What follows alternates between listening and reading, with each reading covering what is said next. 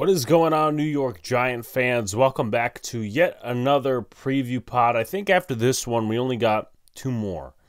We got one home game against the Indianapolis Colts, and then after that is the Philadelphia Eagles, and then, it looks like we'll be, in my opinion at least, from the way things are going, looking at new head coaching candidates. But we still have 3-ish weeks till then. Like, comment, subscribe, turn on post notifications so you know when a live stream pops for your drop. Share this out on podcast platforms. We're trying to get to 2,200, so please help us get there. But we are facing the Atlanta Falcons at Mercedes-Benz Stadium.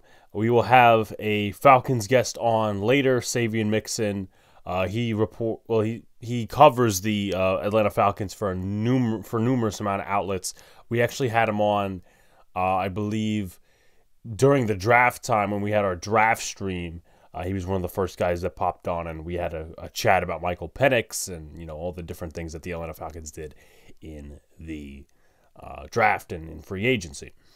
So they made a change at quarterback, and I'm going to talk about this just for like 20 seconds, and there's something else I want to get onto, and then we're going to go into the game stuff. They made a change at quarterback. Now, offensively, if you look at like all the yardage stuff, they look good, right? 9th in total yards, 6th in passing, and 12th in rushing, which isn't bad, but they're 21st in scoring. And that's, I would say, an effect of the quarterback play because, there were solid pieces around. It seems like Zach Robinson's doing a decent job on offense. The offense is just not executing, and that was on Kirk Cousins for, I think he had 8 interceptions in the last 4 games or 8 interceptions in the last 6 games. He just wasn't playing up to form, and I think he's slowly on his way out of the NFL because of the Achilles injury last year, and he just hasn't been up to form. He hasn't been able to move properly. So they make the move, which was a good move in hindsight, very much so. Obviously, it's not great you have Kirk Cousins on the books, but Kirk Cousins, if he wants, he could serve as a backup. But I don't know. He might still have some ambitions of going to other teams across the NFL next year. But they bring in the guy they drafted 8th overall in Michael Penix, who I liked in college. Play action quarterback, can do a lot of different things. He can move a lot more. He has the injury history, but the talent is definitely there. And he's getting his debut against the New York Football Giants at home at I almost said Caesars Superdome, Mercedes-Benz Stadium in Atlanta. And it helps him because, you're going to see a lot of simple concepts. It's his first NFL game starting, so there's going to be the jitters and the butterflies. But it also helps, again, that he's in a dome because if it was, MetLife Stadium, we might flip this game the other way. But right now, I think, the Falcons are going to win. I'm going to save a lot of that shit for later. But this is also a Falcons team that, in desperate times, desperate measures, they are fighting for their playoff lives. It's been constant changes over the last few weeks, and really the entire season for that South spot. It was the Saints that were doing good, and then they choked, and then it was the Falcons, then it was the Bucks. So right now they're a game behind the Bucks.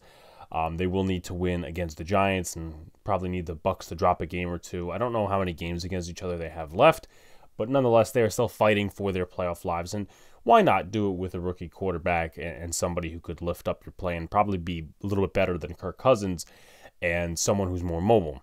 So that's what's at stake for the Atlanta Falcons this weekend.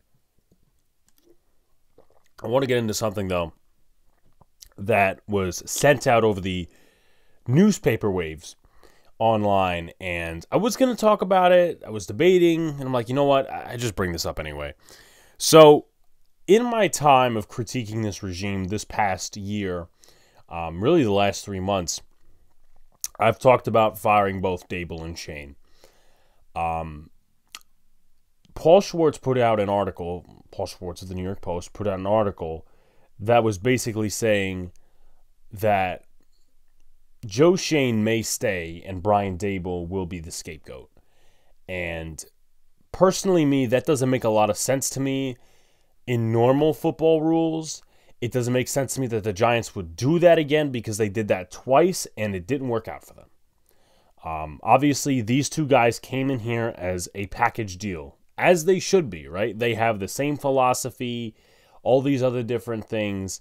And, you know, there's not many franchises across the NFL that, you know, you move on from the head coach and you have the GM, and the GM, you know, has success with that second coach. For that to happen, the GM actually has to have a good resume in front of him, has to do a good job. Like I look at our divisional rivals for 20 seconds. I look at the Philadelphia Eagles, right? Howie Roseman's been there for a number of years. I don't remember when he started working for the Eagles in terms of the GM spot. I want to say sometime in the 2010s. You know, obviously Doug Peterson, he took the Eagles to the Super Bowl, a couple of fall-off years later on, and they fired him. And then they brought in Nick Sirianni, and he's still going. That's the only reason that you should have, oh, well, maybe the coach is past his prime, or the coach just is not good enough. He doesn't, you know, disagree. He doesn't agree with the front office. So that's really the only reason why you should kind of separate the two. Another example you could kind of say is the Dallas Cowboys, because the Jones family has basically been the GMs. The scouting guy has been Will McClay. But, I mean, Jason Garrett, he was let go because his contract was up and they didn't want to re-sign him. And the Jones family was still like kind of the GM. So you move on and you get Mike McCarthy. And I don't know if Mike McCarthy is going to stay, but I think personally this is just me. I'm not talking Jerry Jones, but the scouting department and the front office has done a decent enough job. It just, the Dallas Cowboys haven't gotten over the hump. So my point in all of this is, you're really, like, not, it's malpractice. It is absolute malpractice if you were to sit here, fire one and not the other. Especially if you're firing the firing the coach, and you're not firing the GM. Because, again, the Giants have done this twice before. And to be honest with you, for experienced head coaches, right? Let's just say Kevin Stefanski was to get fired. He's not going to get fired, but let's just say he was to get fired. Or there's another attractive name that's a head coach out there. A guy like Mike Vrabel, who a lot of Giant fans want to like because, hey, he's an old school guy. You know, he played under Belichick. He had some success in Tennessee before the latter years and all that. I don't think that Mike Vrabel would want to come here to work with the Joe Schoen, who hadn't had success beforehand. I mean, entry-level guys like a Ben Johnson, and Ben Johnson may even be picky because he's a guy that had a lot of success in Detroit, is still having a lot of success. We don't know where that team is going to go. And, I mean, he's getting a little cocky with, like, saying, oh, I'm only going to interview for a job if I'm really interested in it. But still, even if he wasn't per se that cocky, you know, like, he still is well regarded enough to say, okay, you know what?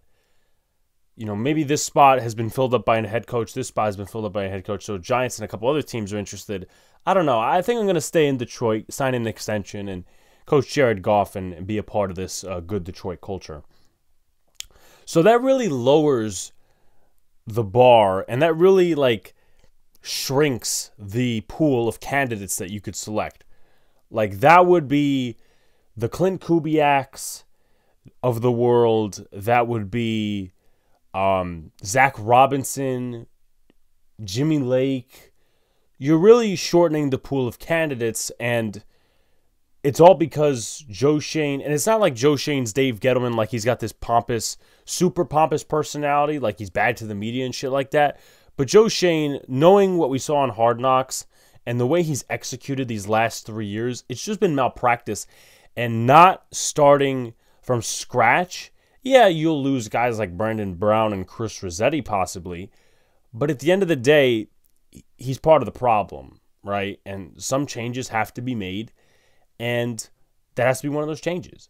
If you kept Brian Daboll and let go of Joe Schoen, that would be just about the same as malpractice. Because guess what?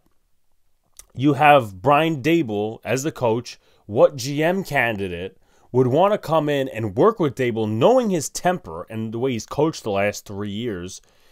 And, it's like an arranged marriage. That shit doesn't work. Like, the New York Jets have tried that. A couple other teams have tried that. So on and so forth. But even to the further point of, like, keeping Shane and firing Dable, like, that would be a bad idea. What if Joe Shane is in a situation to where there's a power struggle? Not that there would be, but I'm looking at this situation like, okay, Joe Shane is in the 4th year of his contract. He hires so-and-so coach. Maybe it's Mike Vrabel. And Vrabel and Shane don't get along because of philosophy, or it's, something happens with Joe Shane. He's just horrible at his job, which we already know he is. And he gets fired, and Vrabel is the head coach. He wins the power struggle. That was like when Adam Gase won a power struggle against Mike McCagnon in 2019, and they hired Joe Douglas, who then fired Adam Gase a year and a half later, who then got fired this past season and stayed with the Jets for about 6 seasons. So it's just a bad sense of operation. And I get it, like, maybe you could portray the narrative again that, John Mara forced Daniel Jones on Joe Shane or whatever. Like, it's not bad to feel bad, but you got to make the right decision. You got to make the tough decision. I'm not saying it's an easy decision. You got to make the tough decision to axe these guys at season's end. That's the way I felt for a few weeks.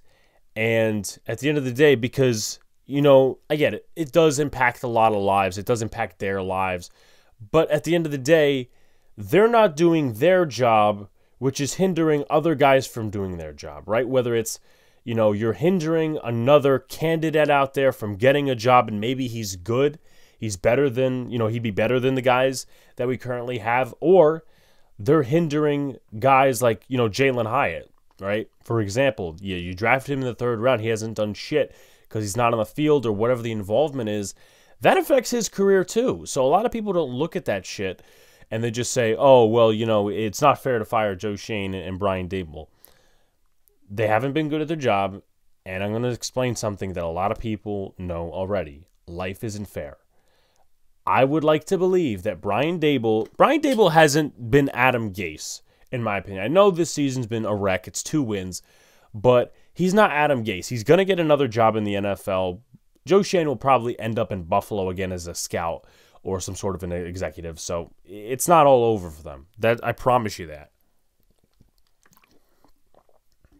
But I just wanted to get that off my chest because I feel like it would be, once again, organizational malpractice to keep one and fire the other. Like, these guys are a team.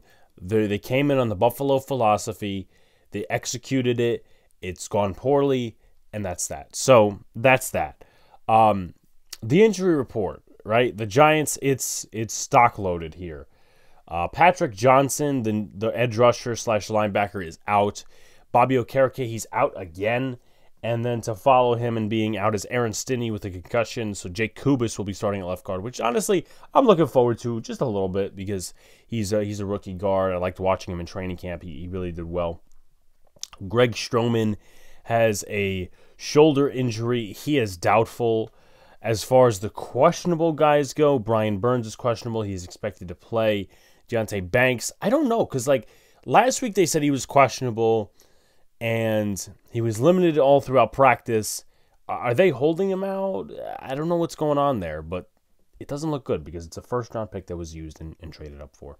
Tyrone Tracy's questionable with an ankle injury. Deontay Johnson and Schlodman were full practice last week. They're questionable, but they didn't play. So, and personally, me, with the linebacker group getting a little thin, I want to see what Johnson has in these last 3 games, personally. And they did open They did open up that practice window, so I wouldn't understand as to why they wouldn't activate him. Now, for the Falcons, it's not really that much. You got Casey Washington, who's missing his 3rd straight game. He has a concussion. You got Lorenzo Carter, an old foe of the Giants. Groin injury is questionable. And then Kadarrell Hodge, the wide receiver. I believe he got the walk-off touchdown against the Bucks on Thursday Night Football, I believe it was. Something like that. It was on primetime. He has a rib injury. He is questionable, so there is that. Now, as far as the stats go, let's go to the Giants. 29th in total yards, 30th in passing, 18th in rushing, and in points per game, they're 32nd. Defensively, 20th in total yards, 7th against the pass, 31st against the run, and 16th in points per game. 7th in pass percentage, 26th in run percentage, 19th in pass percentage on first down, 15th in run percentage on first down, 11th in blitz percentage, 13th in pressure percentage, and 6th in sacks. You move to the Atlanta Falcons, who are a different animal on offense. Not different animals like they're this exotic creature that's good or great, but they carve out yards. They just can't execute points-wise. 9th in total yards, 6th in passing, 12th in rushing, and 21st in points per game. Defensively is where they struggle a little bit yards-wise. They're 13th against the run, which is pretty good. It's about middle of the pack. 19th in total yards, 24th in passing, and 24th in points per game. So that's where they struggle. I'm going to ask Savion in the second half of our show about it a little bit more, because this was a anticipated good defense, but maybe it's just the stats lying, maybe it's the talent, we'll see. 19th in pass percentage, 14th in run percentage, 11th in pass percentage on first down, and 21st in run percentage on first down. To go along with this not being so good, 23rd in blitz percentage, okay, that's by style. 26th in pressure percentage, and 32nd in the NFL in sacks. And mind you, this is a unit that just got Matt Judon this season. They drafted Braylon Trice. Unfortunately, he's done for the rest of the season. And they've Grady Jarrett and all these other different guys. And it's not like a whole lot of talent, but you do expect a little bit more than 32nd in sacks and 26th in pressure percentage. Now, what to look for? Now, I think there's a possibility. Not saying it's going to be full throttle, but you could see some pressure towards Penix, because in the national championship game, and I know Michigan's defense is different than the Giants' defense, because the Giants will probably be running a practice squad defense out there. With, you'll have Andrew Phillips back, you'll have Cordell Flott back, Banks you don't know about, so they're getting healthier, but it's still not this great defense. But if you do have some pieces in the secondary that you're confident with, maybe you go out and start blitzing Penix a little bit more. Maybe you start going after him. Obviously, you can't really do it from the interior because you don't have the pieces on the interior. So maybe you throw an extra guy on the edge like a Jason Pinnock, or you set him through the middle, or Isaiah Simmons through the middle, or something along those lines. But I feel like pressuring Michael Penix in his first game in the NFL as a starter, that would prove to be prudent. Again, in college, especially in that national championship game, he was affected by pressure. But he's still a good quarterback, right? He can still throw it all over the yard. He can still move with play action. I expect a lot of simple concepts to start the game for Penix. Probably some play action in there, and the Giants will probably be playing some of their soft zone, which is where, in my opinion, Michael Penix is going to make his bread and butter. Now, as far as Bijan Robinson, he's got over 1,000 yards. They're 12th in rushing, so I expect them to run the football effectively. And either way, I think one of these is going to balance out. It's not the Ravens level offense as we saw last week, but one of these is going to iron itself out against the New York Giants and their poor defense, or I should say depleted defense, being nice about it. Now, as far as the Giants' offensive philosophy, I think they're going to want to feed Malik Neighbors and Wan'Dale Robinson versus a weak secondary. You got to look at guys like Clark Phillips, D. Alford, Mike Hughes, and A.J. Terrell, who really haven't performed well this season. Mike Hughes is probably the best you got. D. Alford's given up over 7 touchdowns. Terrell has been decent, but his passer rating is still above the 100 mark. So in that light, I mean, this is a game you want to feed Malik Neighbors. You want to try to get him to that 1,000 mark, though Neighbors really hasn't had a ton of 100-yard games this season, if at all. But he's going to work his way through it. He's got a hip injury. He's going to grind through it. Wan'Dale Robinson also there. So those are probably going to be your 2 key cogs in terms of success on offense. Now, players to watch. Bijan Robinson, obviously he's up there. 1,102 yards, 4.7 yards per pop, 4 runs over 20, and 8 touchdowns this season. Got about 78.7 yards per game. He has not fumbled this season, so that's pretty good. You got Taylor I always say Taylor, but it's Tyler Algier. 561 yards, 4 big plays over 20, 3 touchdowns, 551 yards on the season. And then you got a couple of guys behind him. But moving to the receiving end, Drake London is, I think the number is 81 yards away from 1,000. And versus the Giants secondary, depleted and little banged up, of course, he's going to look to make his bread. So Drake London, anticipate a good game from him. He's got 7 touchdowns on the season, 6 big plays over 20, 919 yards, 11.8 yards per reception. Then you go with a guy who's cooled down as of late, but he was really effective in the first part of the season, and that was Darnell Mooney. Came over from the Chicago Bears. 19 plays over 20. That is great. I have not seen that stat from any of the wide receivers that we've covered this season. 5 touchdowns, 15.3 yards per catch, 873 yards. For Ray McLeod, 1 touchdown, 7 plays over 20, 588 yards. He's also on the punt returns. Kyle Pitts, 6 plays over 20, 3 touchdowns, 13.4 yards per reception, 536 yards. And then you move to Bijan Robinson, who's a factor, 3 plays over 20, 1 touchdown, and then Kadarius Hodge, and then the list gets lower and lower and lower. But I will say I don't know what their explosive play rate is, but they look to move the chains a lot. That's what I was talking about in the beginning, where, you could draw your conclusions if you know football and all these other different things, but it seems like yards, they are good. Just the execution of points is where they're not. And they will also be kicking with a new kicker this weekend. Riley Patterson off the practice squad, as Younghoe Koo is now on the injured reserve. But moving to the offensive line, fun fact, if you guys didn't know, which most of you should, but anyway, the Giants tried to swoop in and get Dwayne Ledford, the O-line coach. They couldn't because Atlanta blocked him, or he wanted to stay, either or. And as a result of that, the Giants hired Carmen Bricillo, which obviously wasn't a bad move. But here's the offensive line, the way it sits. It really hasn't changed much in the last few seasons since 2018. The positions that have altered are left guard and center. You got Jake Matthews at the left tackle position, 8 penalties and 5 sacks. He's a better pass blocker. Matthew Bergeron, 9 penalties, 2 sacks. He's a better pass blocker as well. He actually came out of Syracuse, I believe. And he was a tackle originally, but they moved him to guard. Drew Dahlman, 1 penalty, 2 sacks. He's a better run blocker. Chris Lindstrom is seen as probably the best run-blocking guard in the league. 8 penalties, 1 sack. Caleb McGarry, 5 sacks, 2 penalties. He's a better run blocker. So McGarry, Lindstrom, and Matthews have been there pretty much since the days of Matt Ryan, back in 2018, 2019. So you look at their pass rush, and obviously we talked about how they're really not doing that well. There's not a shit ton of talent, but again, not great.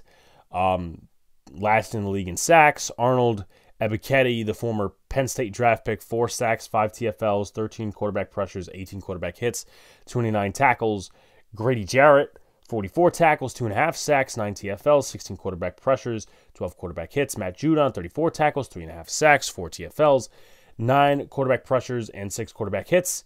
And then you move to their inside linebacker position with Caden Ellis, 14 quarterback hits, 7 TFLs, 2 pass deflections, 4 sacks, 124 tackles on the season to go along with 19 pressures. And in pass coverage, he hasn't been terrible for a linebacker. Usually, like the middle linebackers, they're not great in coverage, but he's only given up 1 touchdown, a completion percentage of 82.4, which you could do better on, and 106.6 passer rating. You move to the secondaries where they struggle a little bit as well, in addition to the pass rush up front. And we're going to start with the vet A.J. Terrell this season. Terrell has started 14 games, 2 interceptions, 72.3 completion percentage, 4 touchdowns allowed, 518 yards allowed, 103.2 passer rating to go along with 5 PDs and 59 tackles. You move to D. Alford, 8 pass deflections, forced fumble to go along with that, 7 touchdowns given up. I believe he is their slot corner. That's not great, because usually slot corners, they give up more completion percentage, but they don't really give up the touchdowns. Like we saw that with Darnay Holmes.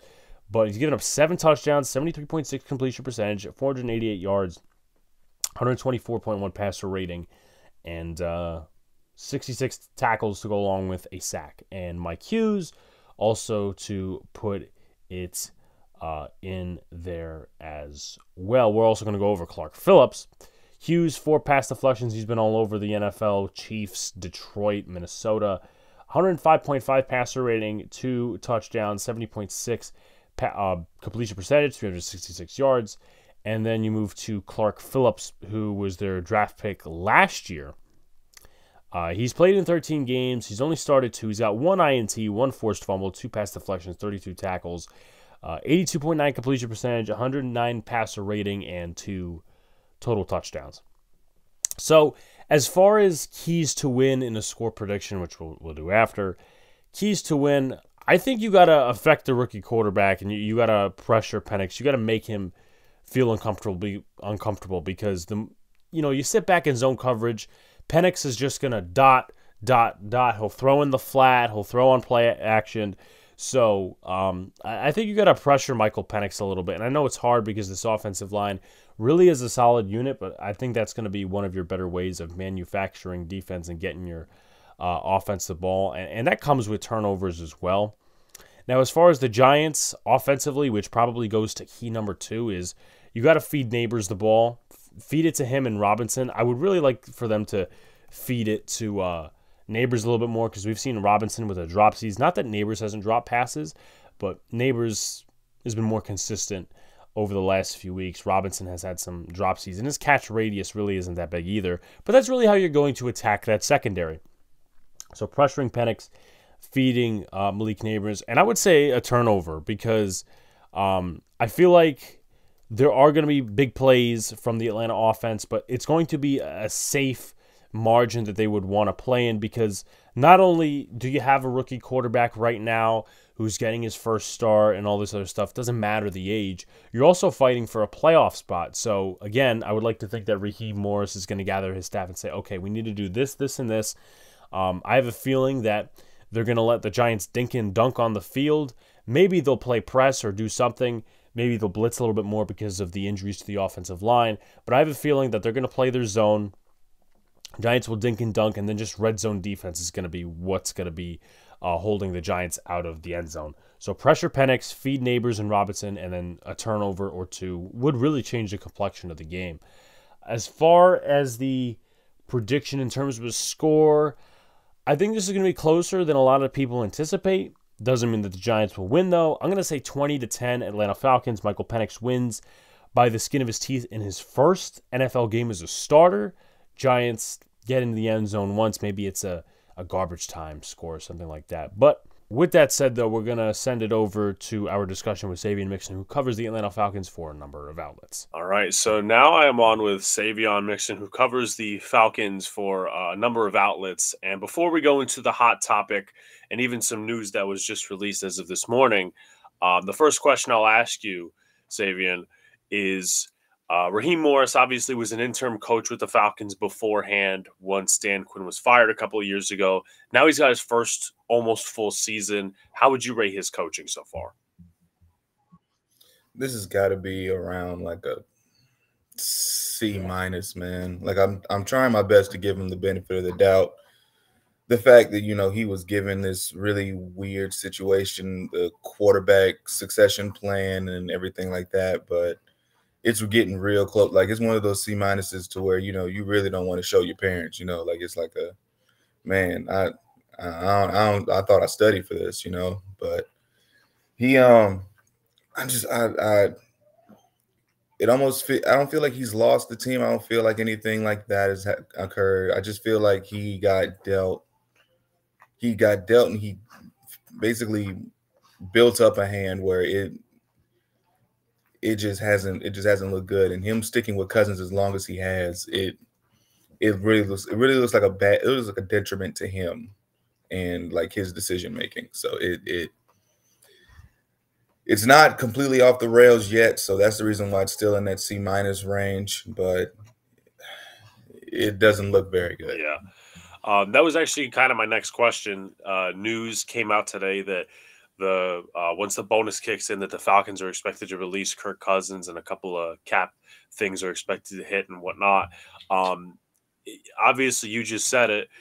Kirk Cousins should have been benched weeks ago. What are your thoughts in general, even maybe dating back to the offseason, in terms of the way the Falcons have handled the quarterback position?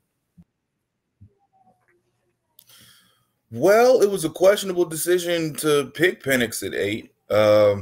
Not very questionable now, is it? It kind of makes a good amount of sense right now. But I mean, listen, Falcons fans have been giving Terry Fontenot, our general manager, the benefit of the doubt since he's gotten here. There was the first couple of years where he was kind of hamstrung by Arthur Smith and his kind of decision making. You still have the kind of Rich McKay type thing in the background, but he's not really part of the day-to-day operations anymore. This is all Terry Fontenot this year. And for this to be as, I don't know, we had 3 stud offseason signings that we were looking forward to. Kirk Cousins, Matthew Judon, Justin Simmons. All 3 of them have just simply not lived up to the billing. And so it's looking like that crux that he kind of could lean on, that, hey, you know, I may not be the best drafter, but I'm able to pick up good talent in the offseason, good pro talent. I'm a great pro evaluator. Now that's starting to look like that has crinkles in its armor. And so I think that may be the last straw that we may see, especially with how much money you gave to Kirk Cousins. Yeah, that might be the last straw for Terry Fontenot, and we might be looking for a new GM next season. Yeah, that's a tough situation, especially with first-year head coach and, you know, arranged marriages and stuff like that. I've seen it on my end. It's not a great sight to be in. Now, before I ask about different positions on the offense, would you contribute? Because I looked at like the yards, and the yards are at least decent, right? I think the 9th in total yards, 6th in passing, or vice versa, but 21st in points. Can that be mostly attributed to Kirk Cousins not executing and him aging, or is that part of Zach Robinson's rookie mistakes as OC as well? Because there's a lot of Giant fans that want to really look at this game, not for the Giants aspect, but they want to look at Zach Robinson because he's from the McVay tree. Yeah, no, Zach Robinson has done what he could with Kirk Cousins. I believe that the physical limitations that even Kirk doesn't want to admit he has, I believe that those have kind of hamstrung him a bit. I'm not saying that it's going to be gangbusters with Michael Penix coming out, but I do believe that things like the play action game that the McVay tree has basically hung their hat on for years, that has been hamstrung by the fact that Kirk Cousins can barely get out of his get out of his get out of the snap on time. You know, like it looks like everything seems harder with him back there. And I know there was a quote this week with Darnell Mooney talking about the chemistry and, you know, how it's going to take a while for Michael Penix to kind of get with the times, get with the first team and everything. But I do believe that this is the right move to make. But with Zach Robinson, I do believe that it should look better with Penix, simply because there's more easy buttons that can be made for him. There's not really many easy buttons that you can make for a quarterback that can't move in the pocket. You know, I think there was a stat where it was like all but 3 of his throws this season have been made inside of the pocket. That's not sustainable in this day and age. That can't happen. You have to have a quarterback that can move, and having a quarterback that can move as well as Penix, even though he's mostly a pocket passer, that should give Zach Robinson a chance to kind of spread his wings a little bit. Absolutely. And moving further into the offense, this guy last year was perceived as underutilized last year by Arthur Smith. Bijan Robinson has over 1,000 yards this season. Would you say he's been used more properly within the confines of the offense? Yes, he's been the bell cow of the offense, and that's what you draft him 8th to be. I understand Drake London is Sorry, my daughter's back there. My sorry, Drake London's drafted 8th as well. That's usually where you find a premier wide receiver. But the bell cow, the engine to this offense was supposed to be Bijan Robinson, and he very much has been. They've only utilized him on outside runs, which is a very weird thing. I want to say that's because of Cousins as well. I'm not sure, or maybe it's because of the offensive line, which is supposed to be a strength for this team. I'm still not fully understanding why we've only used him on outside runs when he has the vision to pretty much do anything. But that's not for me to question. I think that so far he's done as well as any back in the league when it comes to just his versatility. So very much think that Bijan Robinson is being utilized, maybe not 100%, but at least 85%, which is a whole lot better than what it was with Arthur Smith last season. Yeah, absolutely. Very much underutilized last season, as you said. And going into someone who, let's see, counting the years, it's his 4th year in the NFL. He was picked number 4 of the 2021 NFL draft. And some are saying that it wasn't just Arthur Smith, that maybe Kyle Pitts was disappointing on his end or is still disappointing. What is your evaluation on that? Obviously, again, the first 3 years with Arthur Smith, and now he has 1 year under Zach Robinson and Raheem Morris. What's your evaluation of him? Yeah, Kyle just hasn't looked like the guy that you were supposed to be picking top 5. You picked a guy top 5, and maybe the Falcons were a prisoner of the moment. You had guys like Darren Waller. There was this like surge of tight ends at the time. It was National Tight End Day. All these things that were happening around the tight end position, and it's like, here comes this guy that's maybe one of the most versatile tight end prospect you've ever seen. Why not? Let's see what he can do, And that first year, you could kind of see him stretch the field vertically. You kind of see him take away eyes from the rest of the offense throughout Arthur Smith's tenure. But the thing is, there were no other weapons that could take advantage of that. Well, now you have those weapons, and Drake London looks great. Bijan Robinson looks great. Kyle Pitts, even in his limited opportunities, because such a unique talent, it doesn't look like he's taking advantage of them. And he still gains that attention that you want from a top 5 player simply because of the unique build that he has. But he just has not looked like the guy that we needed him to be. So overall, it's just, I hate to say the jury's still out because, like you said, it's been 4 years. But with the way that this has just been kind of mismanaged and the way that the offense has just looked out of sorts for so long, I almost want to give him another year, which he already has due to them giving him a extension on his 4th year. So we'll see. We'll see, man. I mean, next year, if this year isn't do or die, next year has to be. Yeah, absolutely. And moving to the defensive side of the ball, you talked about Matt Judon before. The Falcons are last in sacks in the NFL. Now, of course, as I mentioned, they traded for Matt Judon. Lorenzo Carter's still there. They did lose Braylon Trice to injury, who they drafted in the mid-rounds. Would you say that's a complete disappointment in terms of bringing in the talent to be able to get to the quarterback, or would you say the talent is underachieving? I'd say that the talent is underachieving, simply because there's been proof of concept for the last 3 weeks. I think before the bye, we had 13 sacks overall. I'm pretty sure it's 11 sacks in like the last 3 games. Like, it has looked like a completely different front in the last 3 games, and so it makes you wonder, why did it take so long to get here? Like, Judon is actually getting to the quarterback now. Third year, Arnold Epiketti is now looking like the guy that we drafted in the 2nd round. All of these blitzes and things are starting to get home. These stunts are starting to work.